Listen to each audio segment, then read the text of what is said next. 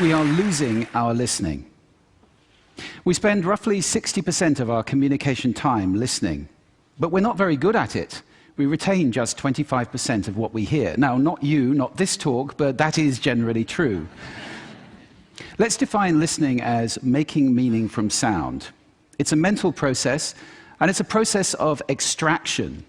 We use some pretty cool techniques to do this. One of them is pattern recognition. So in a cocktail party like this, if I say, David, Sarah, pay attention, some of you just sat up. We recognize patterns to distinguish noise from signal, and especially our name. Differencing is another technique we use. If I left this pink noise on for more than a couple of minutes, you would literally cease to hear it. We listen to differences, we discount sounds that remain the same. And then there is a whole range of filters. These filters take us from all sound down to what we pay attention to. Most people are entirely unconscious of these filters, but they actually create our reality in a way because they tell us what we're paying attention to right now. I'll give you one example of that. Intention is very important in sound, in listening.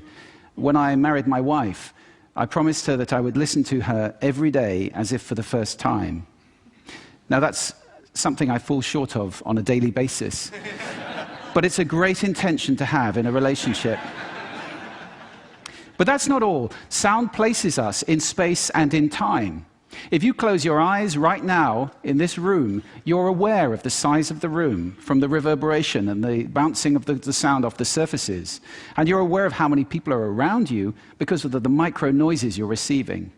And sound places us in time as well, because sound always has time embedded in it. In fact, I would suggest that our listening is the main way that we experience the flow of time from past to future. So, sonority is time and meaning, a great quote. I said at the beginning, we're losing our listening. Why did I say that? Well, there are a lot of reasons for this. First of all, we invented ways of recording. First, writing, then audio recording, and now video recording as well. The premium on accurate and careful listening has simply disappeared.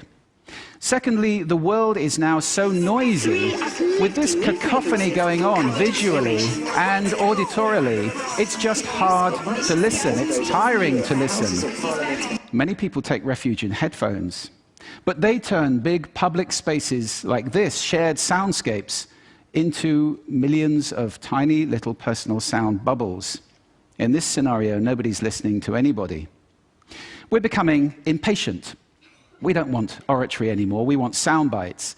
And the art of conversation is being replaced, dangerously, I think, by personal broadcasting. I don't know how much listening there is in this conversation, which is sadly very common, especially in the UK.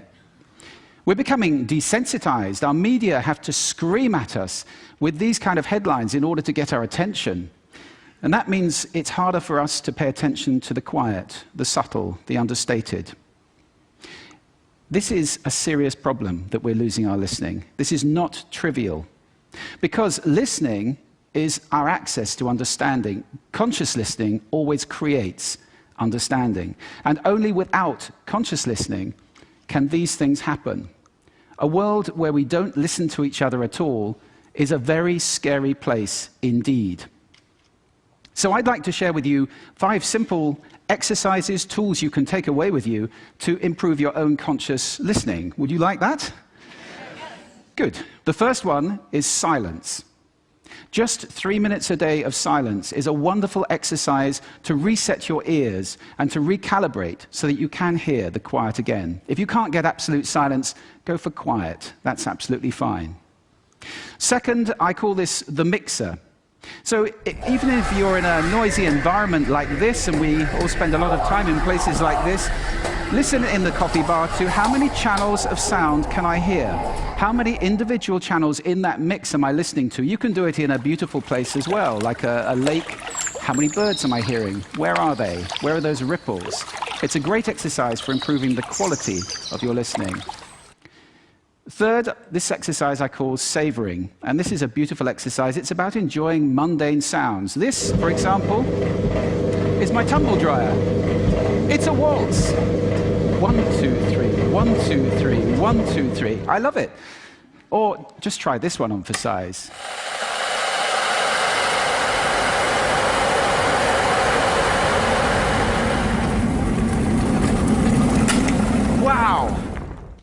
So mundane sounds can be really interesting if you pay attention. I call that the hidden choir. It's around us all the time. The next exercise is probably the most important of all of these. If you just take one thing away, this is listening positions. The idea that you can move your listening position to what's appropriate to what you're listening to. This is playing with those filters. You remember I gave you those filters at the beginning? It's starting to play with them as levers, to get conscious about them and to move to different places. These are just some of the listening positions or scales of listening positions that you can use. There are many. Have fun with that. It's very exciting. And finally, an acronym. You can use this in listening, in communication. If you're in any one of those roles, and I think that probably is everybody who's listening to this talk. The acronym is RASA, which is the Sanskrit word for juice or essence. And rasa stands for receive, which means pay attention to the person, appreciate, making little noises like, oh, okay. Summarize, the word so is very important in communication, and ask questions afterwards. Now, sound is my passion, it's my life. I wrote a whole book about it, so I live to listen. That's too much to ask for most people. But I believe that every human being needs to listen consciously in order to live fully. Connected in space and in time to the physical world around us, connected in understanding to each other, not to mention spiritually connected, because every spiritual path I know of has listening and contemplation at its heart. That's why we need to teach listening in our schools as a skill. Why is it not taught? It's crazy. And if we can teach listening in our schools, we can take our listening off that slippery slope to that dangerous, scary world that I talked about and move it to a place where everybody is consciously listening all the time, or at least capable of doing it. Now, I don't know how to do that, but this is TED.